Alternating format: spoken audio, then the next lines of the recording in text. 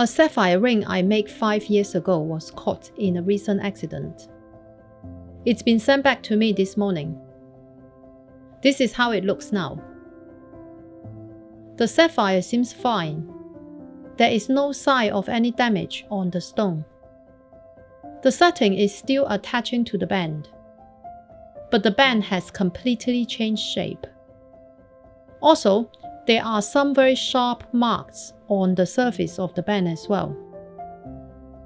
It's very uncomfortable to have it on the finger. My job is to restore it. Due to the state of the band, there is no point reusing it, but I will have to rescue the sapphire. Here, I try to bend the setting back with the hope that it would be easier for me to hold on to when cutting the bezel wall. But it seems the band is much harder than I can handle without the help of any tool. And I don't want to put too much force on the setting, just in case any crack might have been caused during the previous accident. Any unnecessary pressure could have the potential to cause further damage. I'm trying to cut the wall as it is, but it seems there is no way that I can hold the ring firmly while cutting it with my saw. I have to cut the band off the setting completely.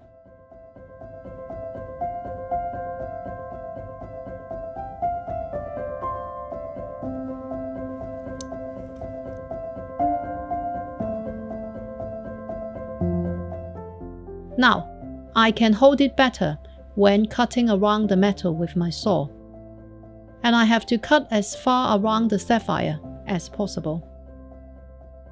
When using the saw, it is very important not to hurt myself. I have to always bear in mind that if my blade does slip, my finger is not directly behind the metal. The saw blade is extremely sharp. Trust me, I have hurt myself by accident so many times that whenever I saw the saw blade in front of my finger, my brain could flash back immediately the pain I had before. So I'm using the setting as a shield here. Once the blade cuts through the outer cast, it will not go through the stone, so my finger is relatively safe. I try to remember to never put my finger right behind the metal I'm cutting through, because it is in an awkward position. I try not to cut all around the entire wall. Once the surrounding metal can be lifted up by my fingers, I stop. And I have to say that having hard nails does help a lot when pushing the metal up here. Now the sapphire is free.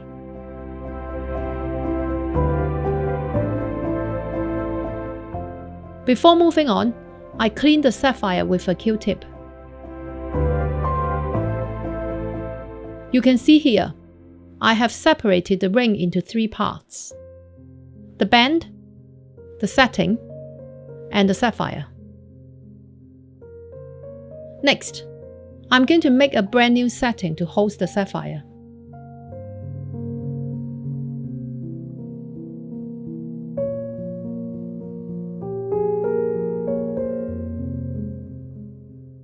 I try to make the wall a tight fit.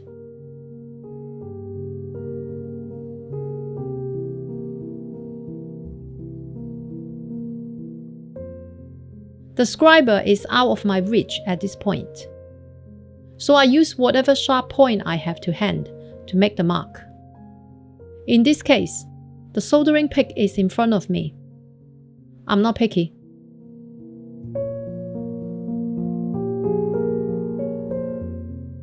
I want the 2 ends of this strip to meet up nicely. Flattening both ends with a file will help.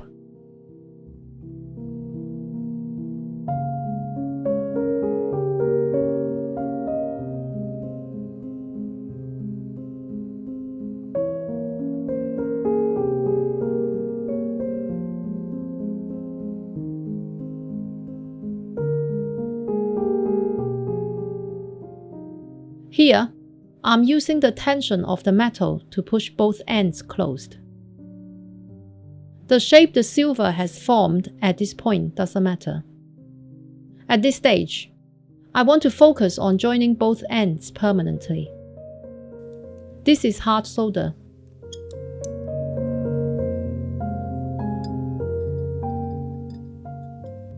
To allow you to see better, I move the soldering board to face you.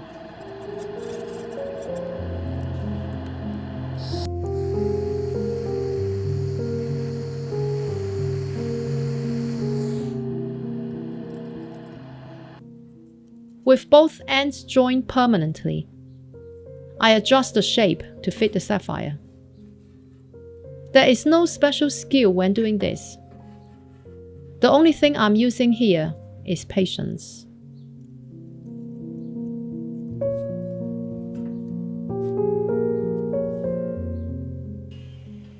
After a minute or so, here I have the perfect fit. Before soldering a backing on, the section of this wall needs to be flat. So I'm using a flat file to take off the rough surface. It's not easy to hold on to this shape. If I hold it too tight, the shape will be squeezed. But if it is not tight enough, the teeth on my file will simply take it off my fingers. Also, I need to make sure it is not filing my nails off. As you can see, I keep dropping it. I need to find the balance.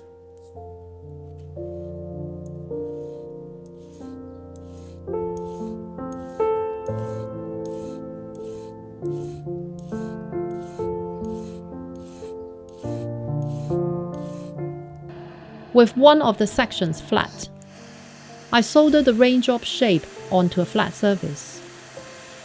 This is going to be the back of the setting.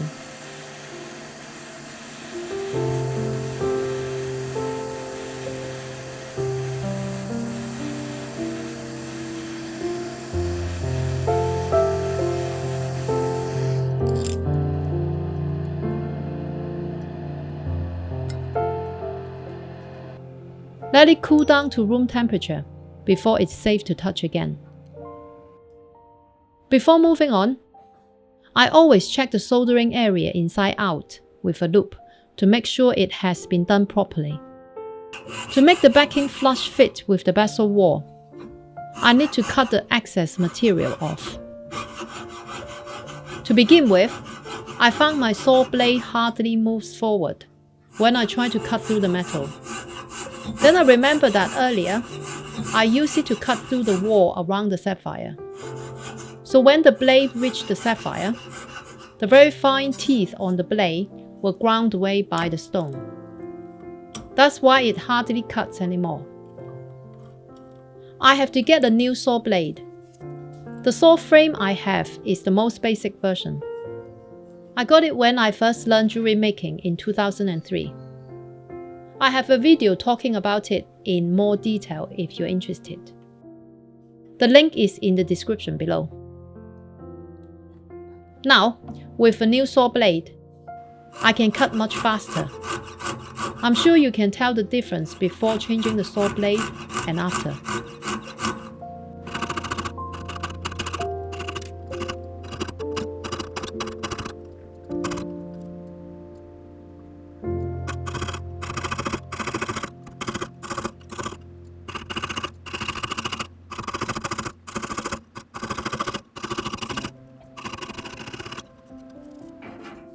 After removing the fire stain and flux residue, I file the edge flush with the bezel wall.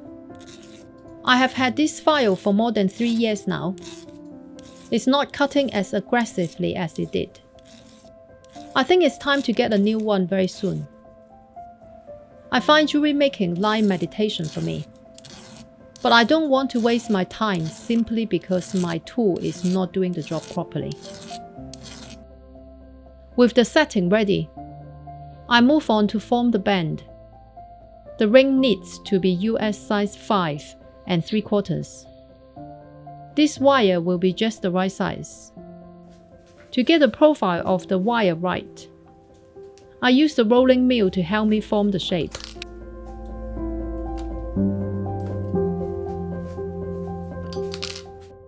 This wire has turned out to be longer than I need. After cutting the excess material, I bend it so both ends meet up nicely. This pair of pliers has been with me since day one, and they are still working perfectly fine. They were made by a British tool company that is no longer in business. I still remember seeing the tool shop celebrating its 100 years anniversary. It was quite sad to see it close down. Once more, I'm using the tension from the wire to have the two ends meet up tightly.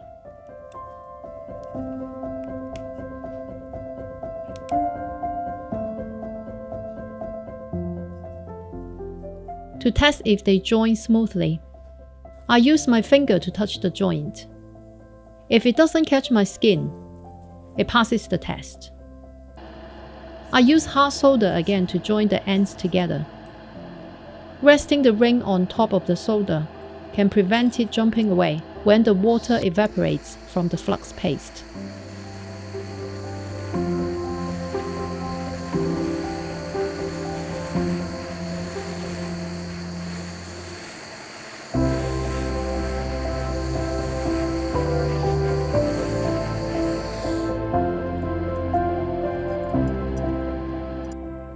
I set it aside to cool down to room temperature before touching it again.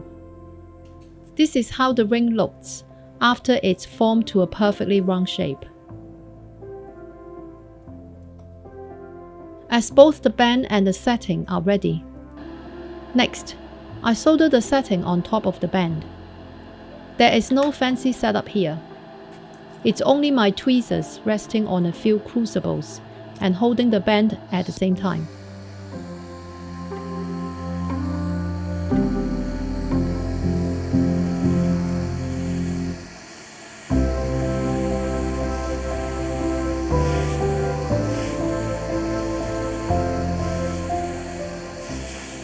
I heat up both the setting and the band till the solder melts and joins both parts together.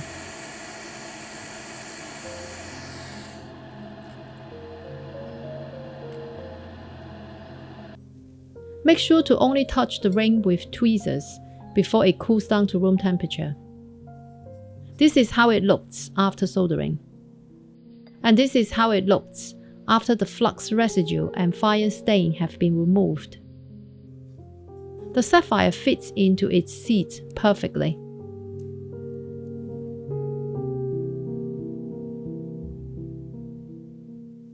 This is how the ring looks after the sapphire is set.